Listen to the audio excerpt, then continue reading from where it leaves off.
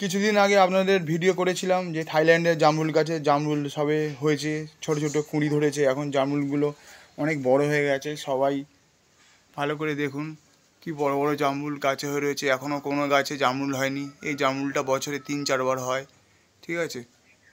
জামরুলের মধ্যে সবুজ আর লাল দুটো রঙ আছে জামরুলের। জামরুলগুলো দেখুন, চারদিকে জামরুলগুলো বড়, আস্তে আস্তে করে বড় হচ্ছে। দেখলেই আপনারা বুঝতে পারবেন কত জামরুল ধরেছে। এটা তো কিছুই না, সিজনের সময় আরও বেশি জামরুল হবে গাছে। এখন তো রৌদ্রের সময় এতটা স্পষ্ট বোঝা যাচ্ছে না, কিন্তু আপনারা দেখলে বুঝতে পারবেন যে কত জামরুল হয়েছে গাছে।